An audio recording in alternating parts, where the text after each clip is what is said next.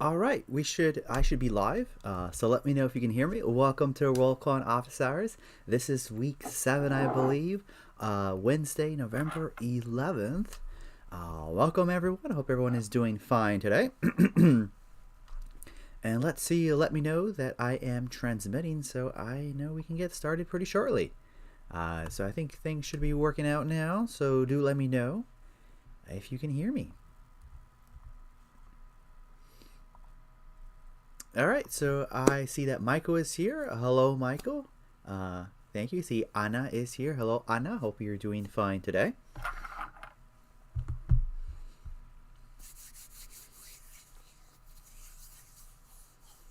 I see Michael, I see Anna. Who else is joining us today for office hours? I have put here on the agenda. All right, thank you, Anna, for the confirmation that you can hear me. I appreciate that.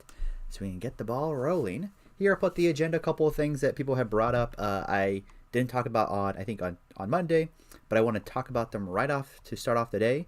Object-oriented programming with respect to plotting, and this true mean question that someone had regarding one of the notebooks. And then with that, we can jump back right into the project that we're working on, talking about version control, a couple of things we want to still discuss with that, improvements, talk about argparse.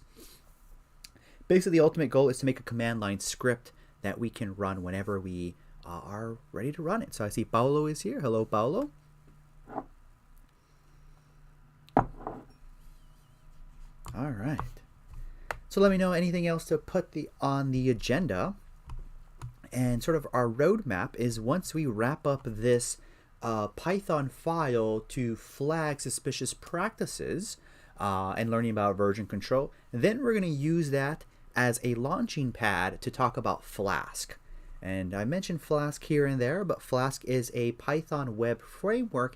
It's a way to write web applications using Python. So I think that's going to be a good launching off point once we wrap it up. I think we should wrap it up today, and we can start talking about Flask and all the other pieces of things we need to get a web application up and running. All right, so I see Emmanuel is here. Hello, Emmanuel. I'm going to go ahead and go into here. I'm going to open up a new notebook, new Python 3. Go ahead and rename this. I'm going to call this Office Hours, November 11, 2020.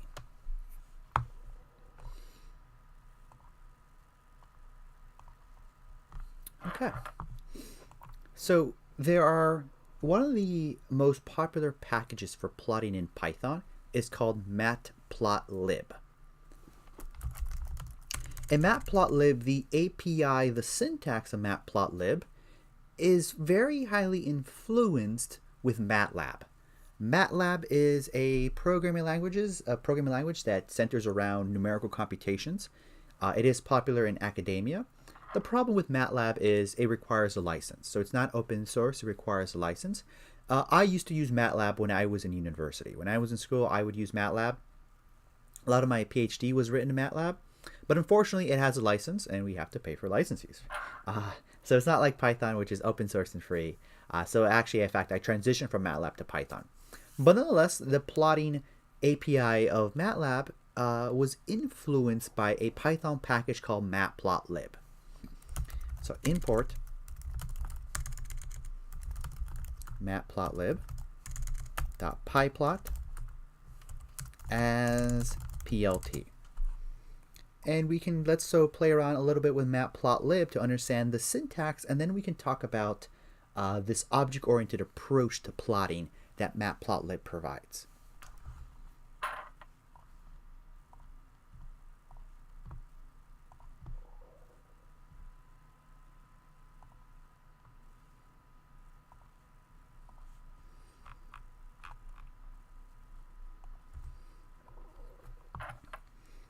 Okay. So, all right. So I'm going to go ahead and I'm going to import NumPy. Import NumPy as NP. I'm going to create an X, linspace, create a NumPy array from, let's say, 0 to 10 of 100 spacings. And let's just create a Y that is 2x plus 1. 2x plus 1. And then what I can go ahead and do is I can say plt plot x and y, and I can do give it a marker or something like that, specify how the visualization looks like, what marker we use for the line. So very simple here, right? Just a line. And notice here was very much a imperative approach. In other words, the way we create this plot is we called upon this function here and we generated the plot. If we wanted to add labels, I can say X, and I can call upon the X label function, the Y label function.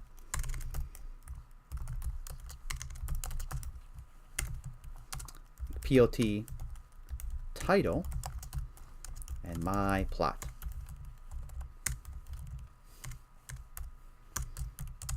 Run that there, and I have my plot with a X and Y label and a title.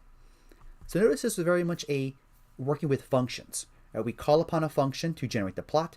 We call upon a function to do the X label, the Y label, and the title. And this is pretty much how Matplotlib works. However, there are two ways to work with Matplotlib. So if I were to sketch this out, so here is Matplotlib.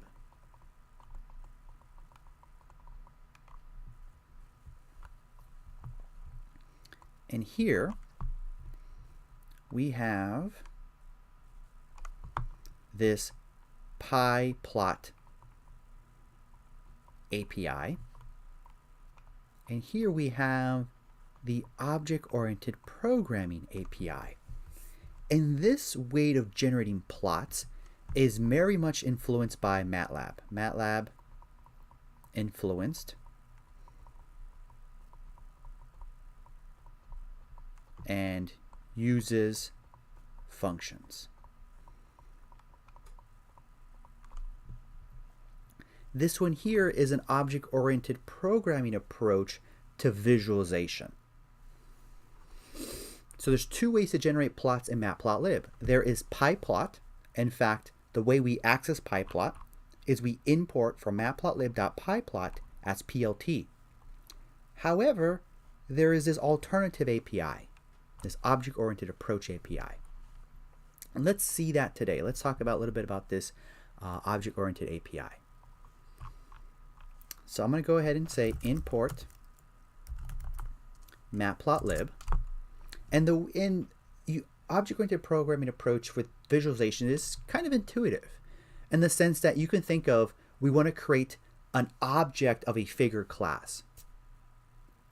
Create an object of a figure class, and then we call methods of that object, methods of that figure. Perhaps a method that adds the labels, a method that adds the actual line or the actual thing we are visualizing. So let's go ahead and explore this object-oriented approach to visualizations in Matplotlib. So what I can go ahead and do is I can say something like, I have to first create my figure object. So I say fig and X, and I should think it's just PLT. Well, let me go ahead and do something a little more interesting. I'm going to go ahead and have, I'm going to do a histogram. So X mu plus sigma times some randomness.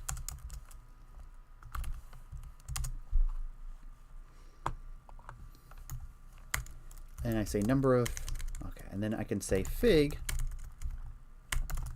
axis is equal to PLT subplots.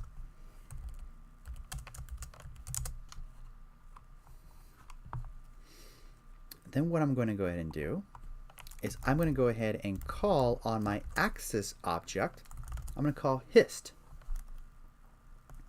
So I say X, the number of bins, and density equals a true.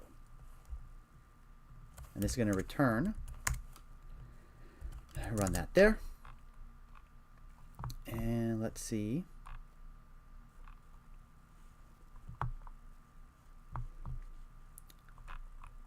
Sorry, this axis function returns bins, n, and patches.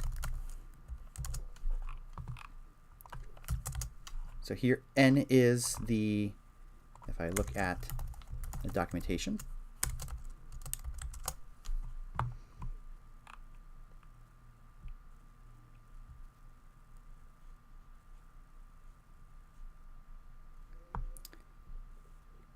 it's going to return, n should be, I think, the x-axis, so the line, an array representing the x-axis. The bins are the how the bins should represent the ranges of the bins.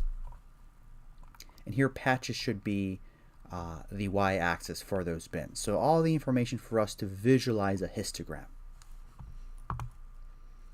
Then what I can do next is I can add a y based upon my definition of a Gaussian curve. So here I am just generating data. So 1 divided by np square root, and I say 2 times np pi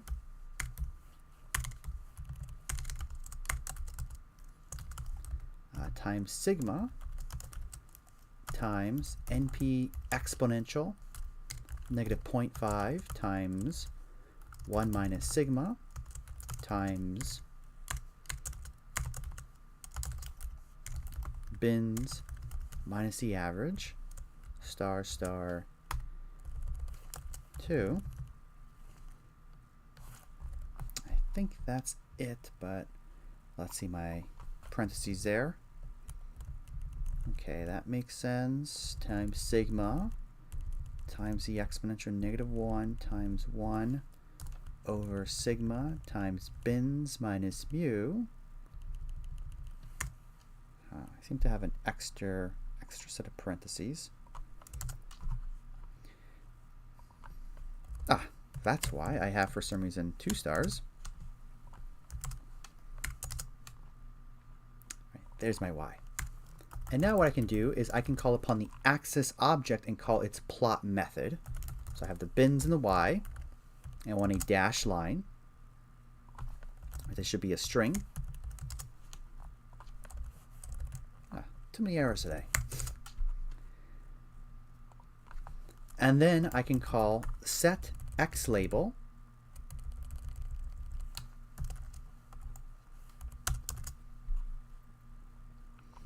and here I'm going to have I can have my x, which is very simple, set y label. Here I put the probability density, and then I can say set title. So notice these are method calls, methods of an object. This object called AX that I called it, the axis. And here I put histogram. And then I can say I'm ready to show my plot, PLT plot. And this doesn't show. I think the reason it's not showing is because, let's see.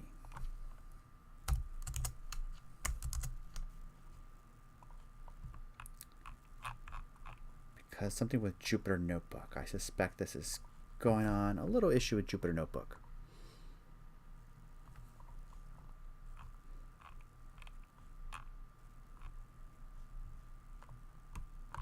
Give me a sec.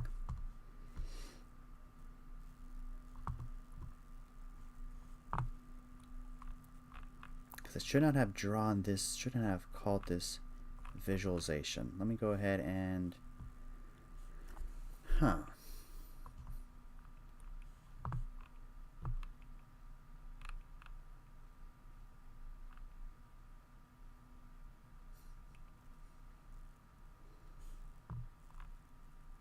yeah, for some reason it should not have drawn this visualization, but I think it's because we were in the notebook environment. Things are a little tricky, a little different when we work in a notebook environment, but it should not have drawn this here.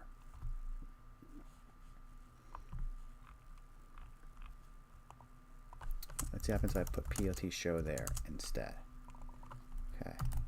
Go ahead and just take it from the top, run that there. Unless I have everything together. How about that?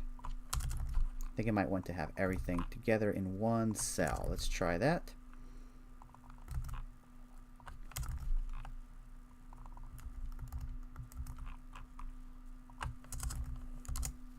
There we go. Looks like my x-axis is probably messed up. Sorry, my histogram probably messed up somewhere in my for the y value. Just double check. Times the sigma. That seems to be correct. The exponential. Negative 0.5 times 1 over sigma times the bins minus mu. Star, star. Yeah, I think that should be all right.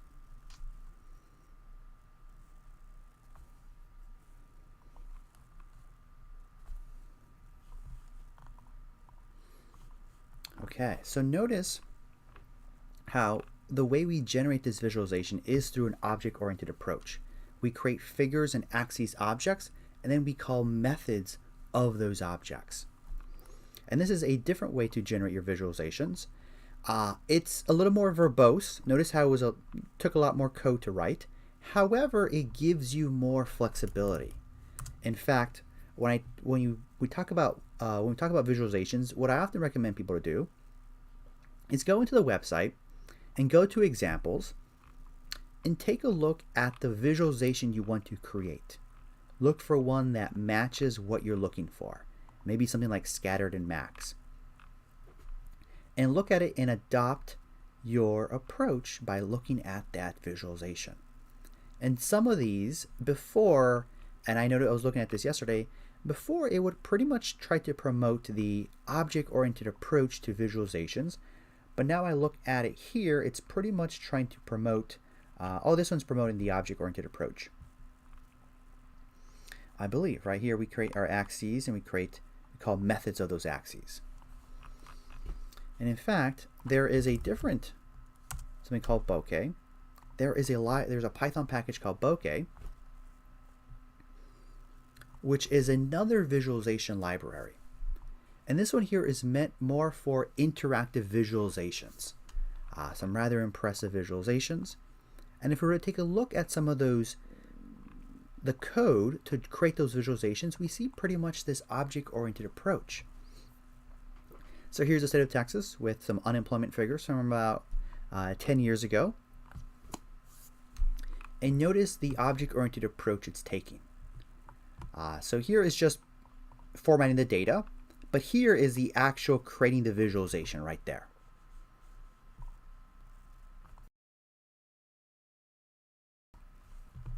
So here we create a figure object, and then with that figure object we call methods that modify that figure object. Methods that add a grid line color, set it to none, add a hover, add patches, in other words the counties, we add patches and we pass additional data. So notice it takes very much a object-oriented programming approach. You create an object, you call methods to mutate, to update the data contained or what is contained in that visualization. All right, here is another example taking a object-oriented approach. We create a figure object and then we want to create a scatter plot, so we call the scatter method of that figure, which will add scatter points. Right, here's another example. Notice we have figures. We have 4 figures, so subplots. We have a line and dots. Right, here's all the code that's formatting things. But if we were to look at what we're doing here, we create a plot object, and then we can call things like add a title, add layouts, add glyphs, create a circle object, and we add those circle objects to our plot. So we see very much an object-oriented approach. There is another Python package called Altair, another package that we can create interactive visualizations. So if I go into example gallery, and let's look at something there. Let's look at this one here. If we look at the code, notice I create a chart object, and then with that chart object, I go ahead and call mark points, so add points. We encode it, we tell it what is the x and what is the y, what are the data, what is the x-axis, what is the y-axis. We can add a selection, which here is a brush. So we add a way to select certain points here and create a new figure on the side based upon the points we are selecting. So Matplotlib is great. You can do a lot of quick and dirty visualizations with Matplotlib. A great way to explore your data, but if you want to have a more nicer presentation of your data, an interactive visualization, then you would want to use something like Bokeh and Altair. And notice it takes upon a very much object-oriented approach. So let me know if there are any questions about this. There's in fact ways to embed this into a web application. For example, here is a web application that I have where I use Bokeh to generate this visualization. So this was written using Flask, which we'll talk about next week, or perhaps as early as tomorrow, and Bokeh. So here we create a web application, we deploy it, we have this flipping the coin button here, and it's generating this visualization using Bokeh, embedded it into an HTML. So Bokeh and Flask allows you to have interactive visualization and have them embedded into a web application. Have them interacted that way. So do let me know if there are any questions. I will take a look at the chat.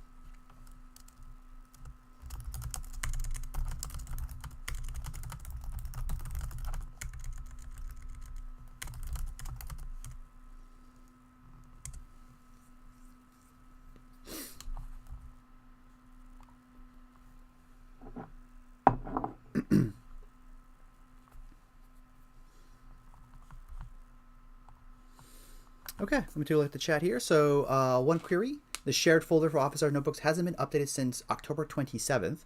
Would it be also possible to update it soon? So the reason why that I haven't added anything there is because if you look at the Office Hours from around that time, it was mostly focused on the mini project.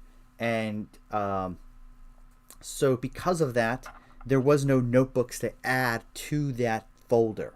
I don't want to add the folders of the actual mini project. I add the folders of things that I work on that are not mini project related. I think there might have been a folder or two that I created that I didn't add, so I probably should look into that and upload those there. Someone is asking, how can we access your Office Hours notebooks?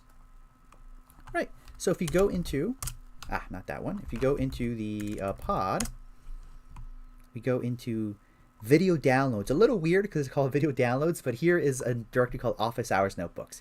And here are all the notebooks we have that I've been adding, kind of what I've just kind of do for Office Hours. Right, a couple of files as well that we work on. In fact, I'll be adding our project code into here as well.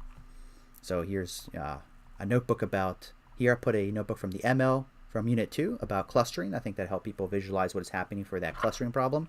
But take a look at that. I think there's a couple other notebooks I need to throw in there, so I should get into that. All right.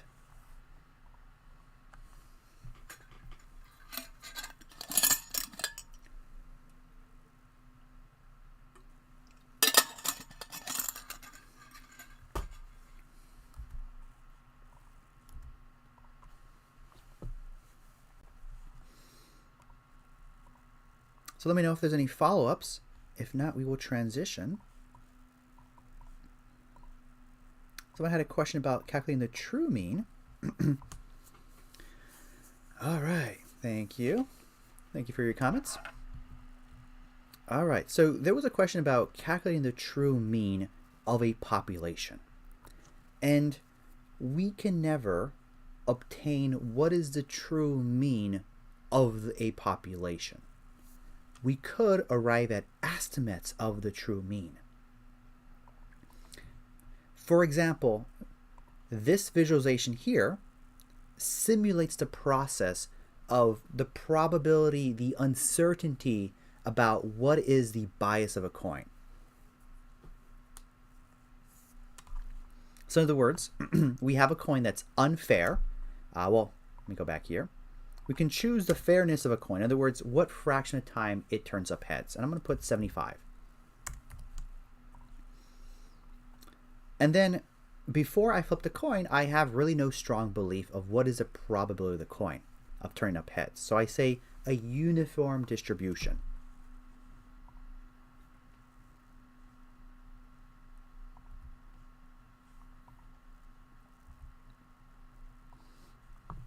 I flip a coin and I get evidence. I get evidence of how unfair the coin is. I get up heads, so I update this probability density. As I keep on flipping this coin, after a while, I'm going to get closer and closer to the true answer. And those closer and closer to what is the probability the coin will turn up heads. But you can think of this here, this probability, this curve, as representing uncertainty. The peak here represents my best answer. And it's sort of like I'm doing an experiment.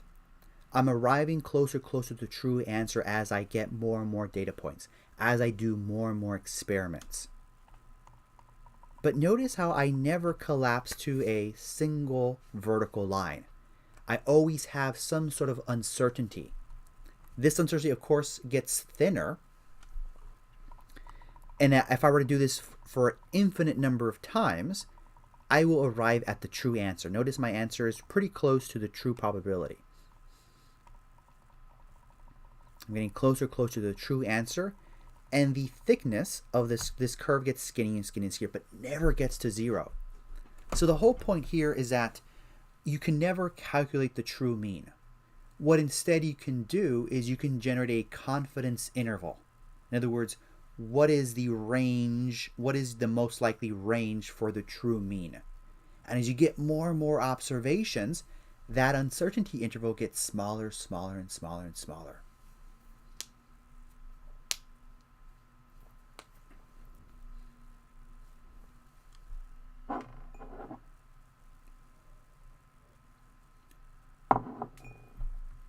Yeah, so I'm going to take a look at the chat here. Can you use Matplotlib and other packages for multidimensional representations? And the answer is yes. If you look at the Matplotlib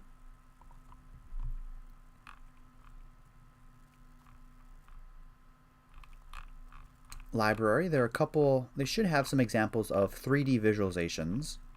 Can't see a good one. Saw one yesterday. Something like this. Right. You could do something like that. I see something else here is, please, do you have a text we can get that contains the Bokeh, Altair, and Matplotlib to web applications? In fact, Michael, I can show you my GitHub. And let's see. Unfair Coin and Flask and Altair demo.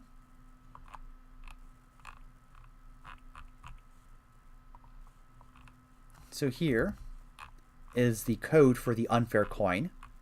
Here's the code base, right? It's on GitHub.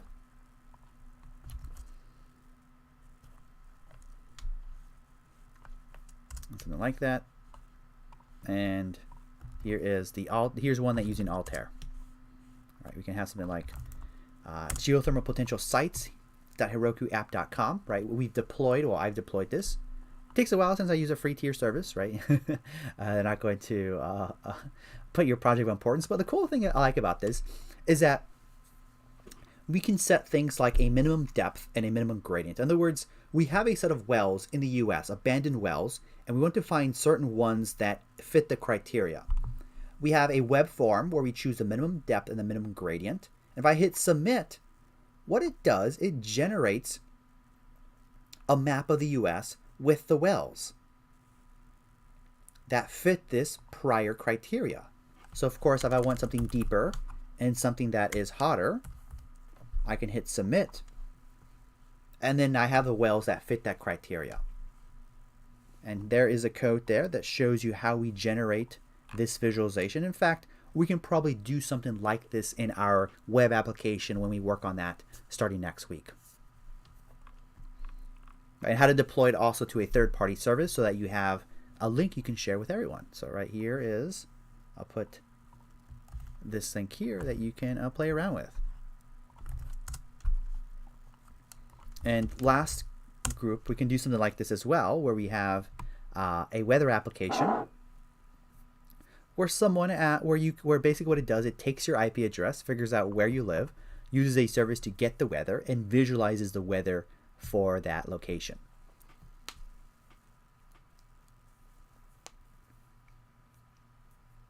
Takes a while because I'm using the free tier service.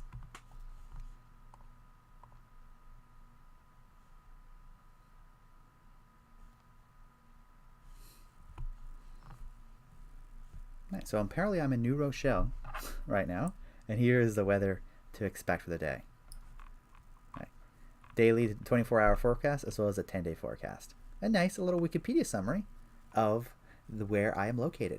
Right, so you can take a look at that. We can do something very similar for your group. Great way to tie all the different things we saw in this course as well as additional things. Working with pandas, visualizations, working with Git, and deploying our application, learning about Flask. So do let me know if there's any follow-ups so we can transition into working our project and get it into a more ready state. So do let me know if there are any questions.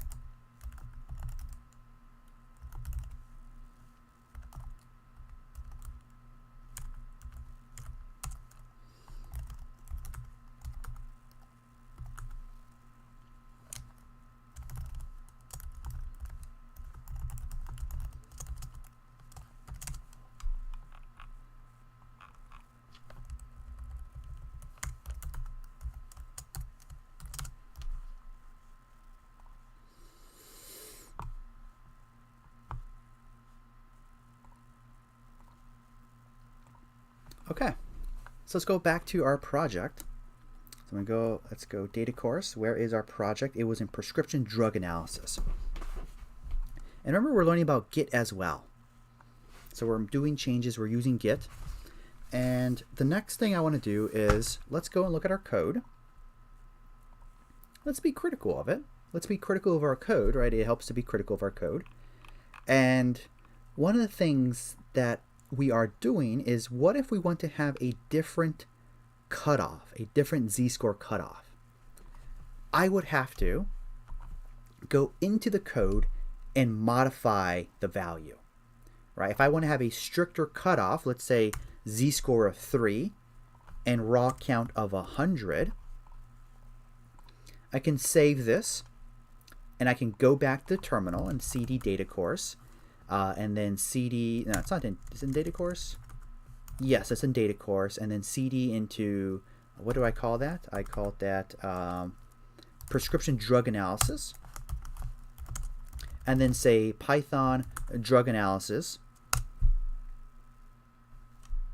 and run it, and then I call head on practices flagged, and there are my practices.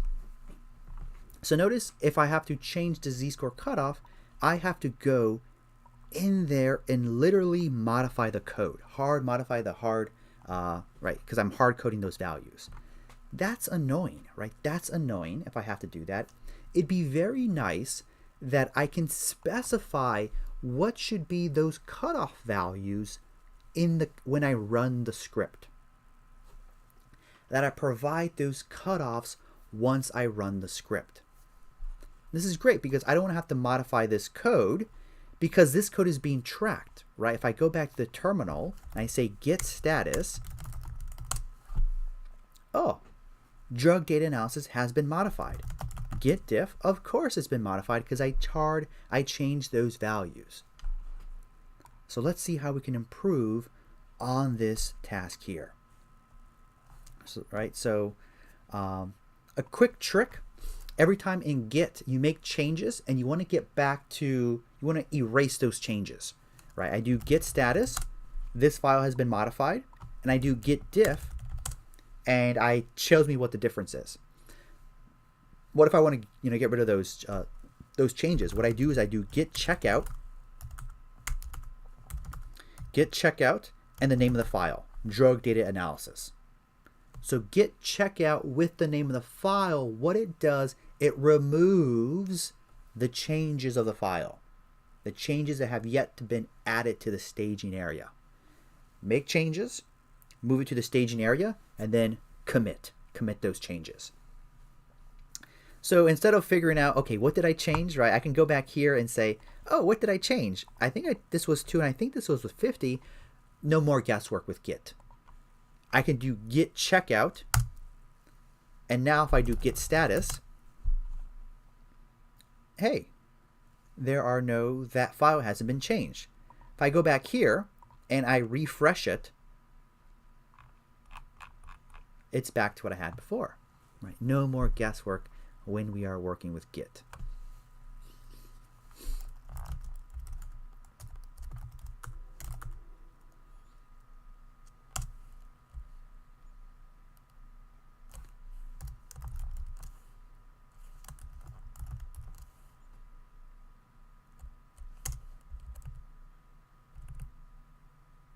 Okay. So let's go ahead and fix that problem that we have.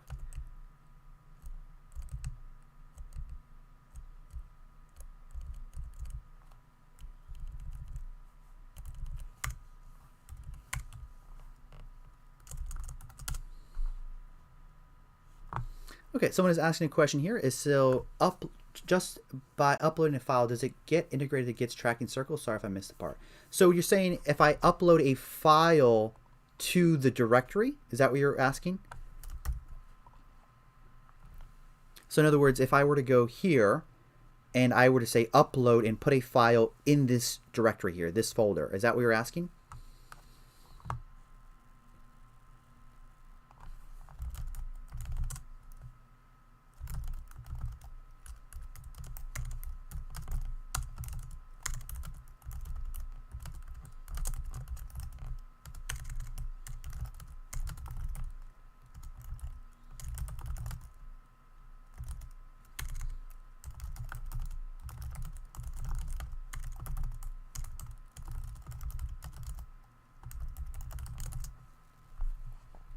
To the Git account. So I can talk about this here. So one thing we should be aware of, and when I was learning this stuff, I had a very naive assumption, or I have a very naive understanding of it, is there is Git, which is a version control software, version control. But there are services that allow you to host a remote Git repository. And those services, one of the most popular ones is called GitHub. But there are other ones like GitLab, and I don't really, there's some other one. But the fact that I could only name 2 tells you that that these are the primarily most popular ones. And I mostly, so in fact, what I have here is I'm hosting my project using this third-party service. And you can add a file, and I don't know how exactly it works because I rarely add files via this button here. In fact, we can talk about remote repos. I'm kind of working up talking about remote repos, so maybe we can get those things answered. Let's see. Last thing I remember, we created these files and they were present in the data incubator system. Not sure when I got integrated to Git until now. So when you add a file into a directory that Git is tracking, those files by default aren't being tracked. In fact, remember that I created a CSV file? It's not being tracked. It's untracked. In fact, I don't want to track it. I don't want to track that file. In fact, I can go ahead and say, I can create a file called gitignore. I'm going to do new text file and rename this to gitignore. And I'm going to say ignore all files that end in .csv. This here is a wildcard. It can be anything, any characters, but it ends in a .csv. So I save that. And now with this git ignore, I do git status. There is an untracked file. So I'm going to add git ignore.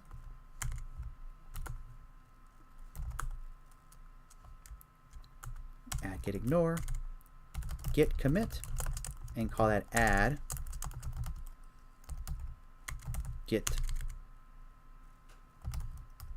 ignore. So now that file is going to exclude any any .csv files are not going to be tracked. And that also is nice because it prevents me from accidentally tracking that file.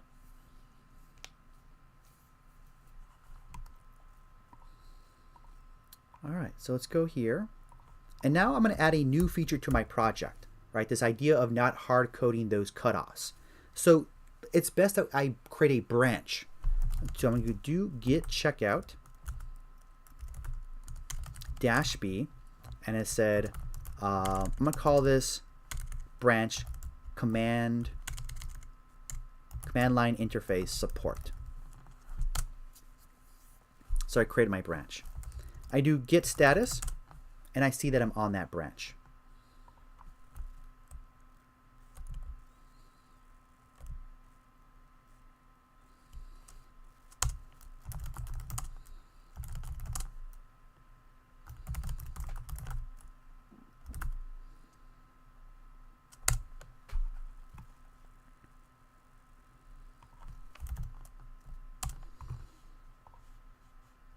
Let's see the chat here. Is there any textbooks that has all this as content we could use to augment the practice and project-based text? I will think about that, Michael. I will think about that, and maybe I'll post that in the question forum. Any links of books. So I will get back to that. Yeah, no problem. No problem, RDX. All right, so let's go ahead and modify our file. And what I'm going to do is I'm going to import sys. Import the sys module. Then what I'm going to do is in the sys module, I'm going to say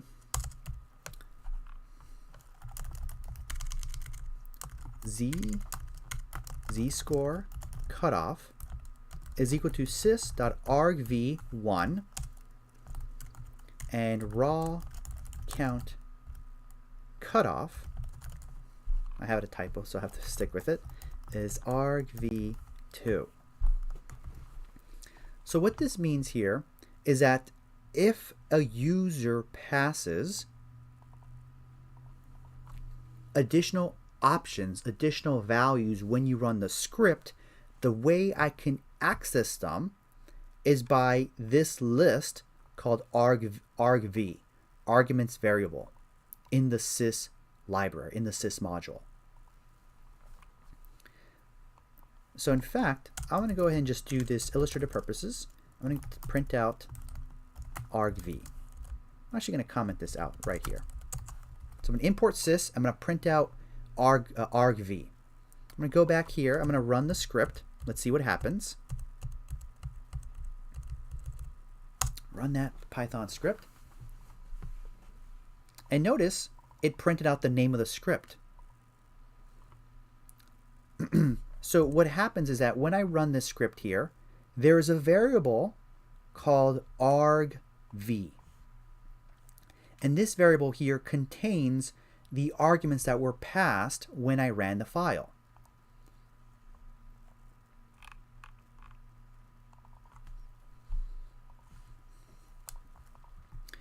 And notice that since I didn't pass any arguments when I ran the file, the only thing it has is the name of the script. The only thing is the name of the script. So let's pass some additional things. Python drug analysis 1 and 2.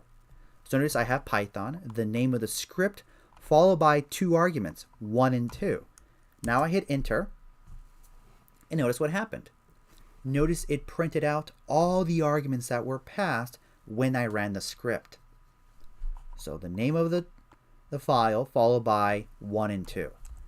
I can say 1 and 2 and hello, and I see drug data analysis, name of the script, 1 and hello. This works for any number of arguments. So now basically what we have here is we found a mechanism. We found a mechanism in which we can pass arguments to this file, so that I no longer have to hard code these values here. Right? That's the power what we have here.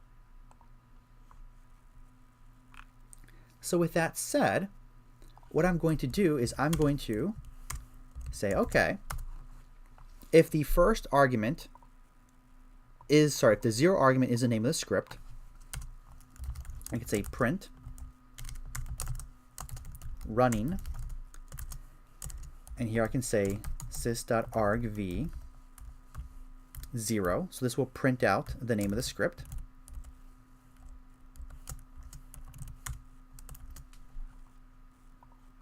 And then what I can do is I can assign the one index to be the z-score cutoff and the next one to be the raw score cutoff. So then here I can say z-score cutoff, and here my lines are getting a little bit long, so I'm going to break it down into multiple lines. Z-score cutoff, and here raw score cutoff. Raw count cutoff, sorry, raw count cutoff. Not sure how that indentation got messed up there.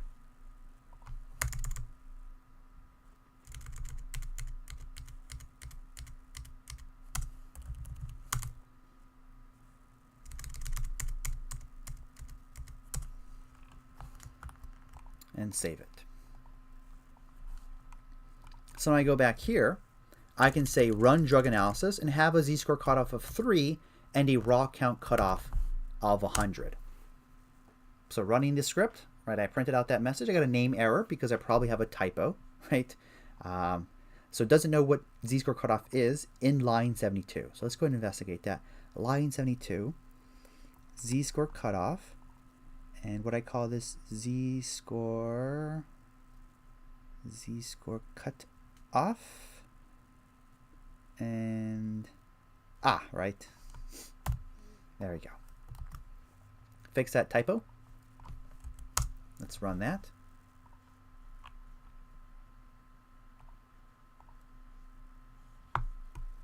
I got a type error. So the reason I get a type error is because the arguments that come in are strings.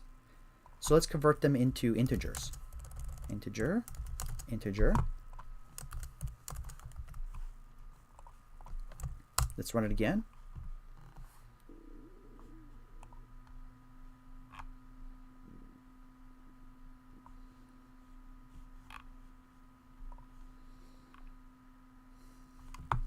Okay. And that ran. That ran my script. And now I can run it again, but you maybe a very strict z-score cutoff of 4. But maybe you have to just have 50. I can run that there. And now I can type a cat of my file flagged, practices flagged. And there are my practices. I have flagged those that are suspicious. All right, thank you for pointing out that error. My typo there. All right, so not too bad. I have something that that is variable. And I'm gonna go ahead and I think I'm happy with my change. So let's do get status. Let's just review the differences.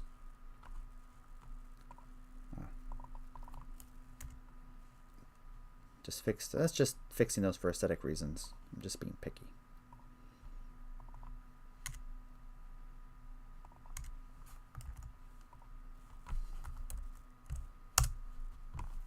All right, so I added this here and I modified that. So I'm going to go ahead and say git add. If I want to add all the files that are being tracked, I can just do a shortcut at the -w argument and hit dot and say git commit and say add a commit that says support passing arguments via the command line.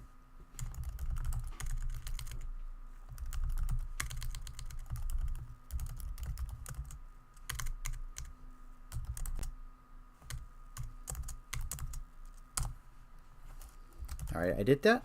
And if I say git checkout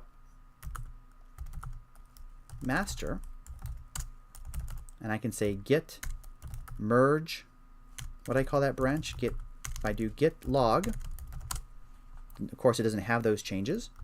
So I can do git branch just to figure out what my branch called. Git merge and CLI support.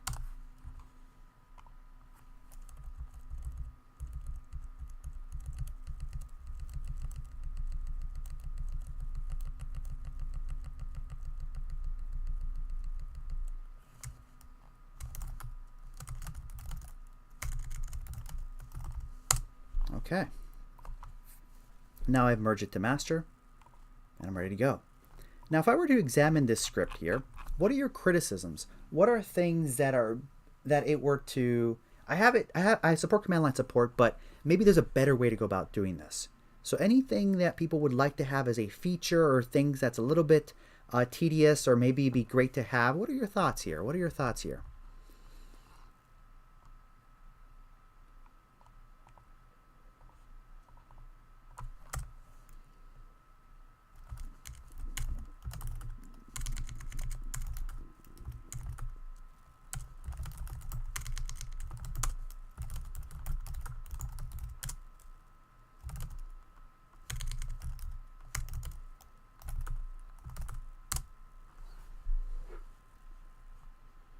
All right, let me take a look at the chat here. What happens if we don't enter any value in the argument during runtime, since we don't have the default values now? Yeah, so that's a criticism.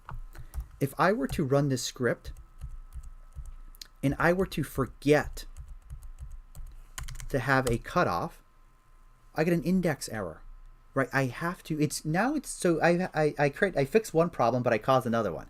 I have the ability for the user to specify what the cutoff is, but they have to specify it. So what I could do is I can go into this script and I can have maybe some logic that says if sysargv, if the length of this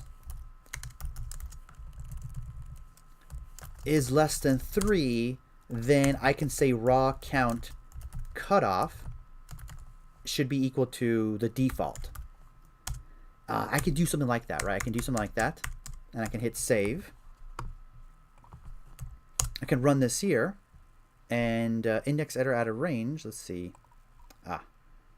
Because let me just copy this and say else that. I can do something like that.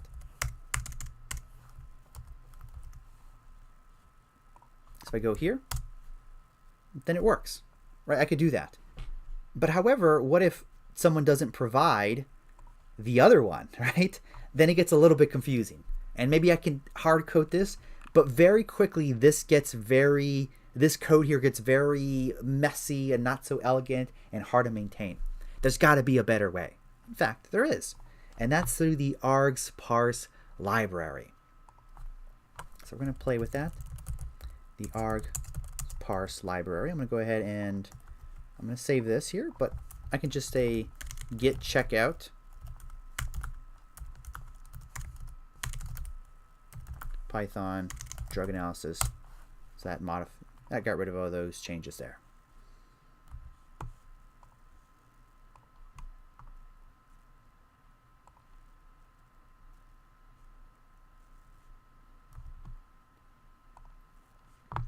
Okay, so let's learn about the arg_parse library.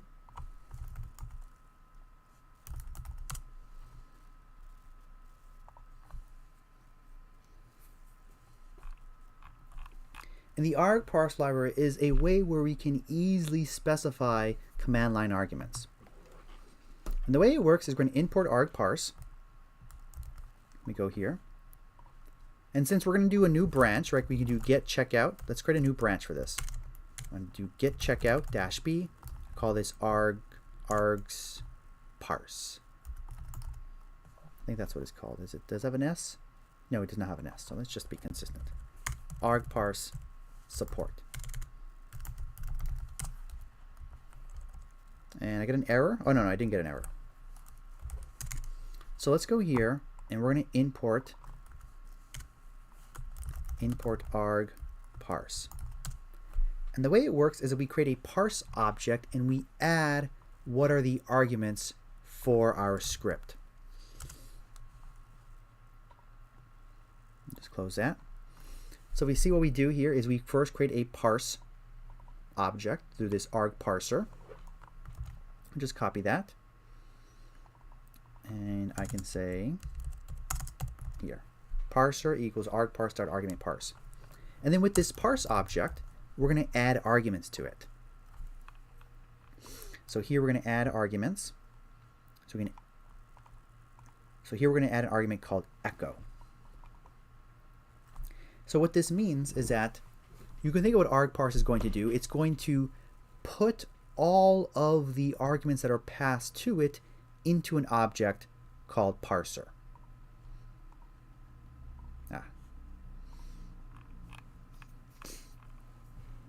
So let's see what we want. And let's look at the documentation here. And what we want to do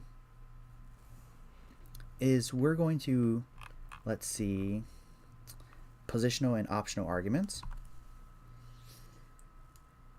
So we're going to go ahead and add a positional argument. We're going to call that z-score cutoff.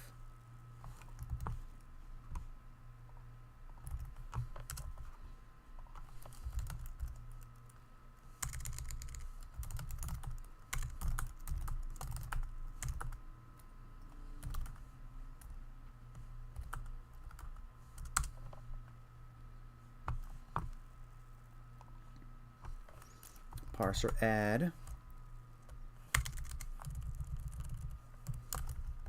argument, and we're going to call this z-score cutoff.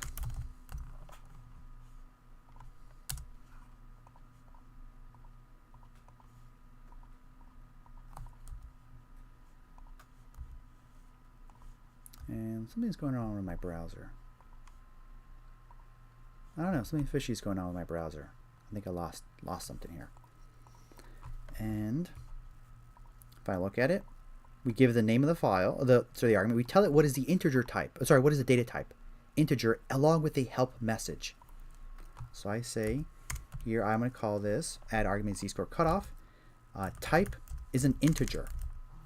This is great because I don't have to worry about casting those values, changing them to integers or whatever. So I type integer, and I can say help here, and here is a little help message. The z-score cutoff for flagging practices. And then I can add another argument and call it raw count cutoff, and here is the raw count cutoff for flagging practices. And then once I have all my arguments ready, I can say args is equal to parse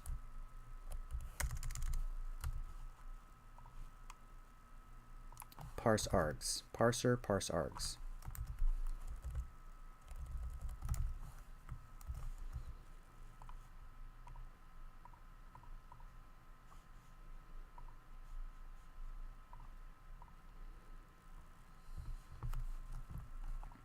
Okay.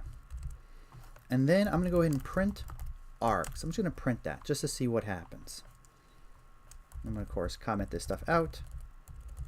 Let's comment that out.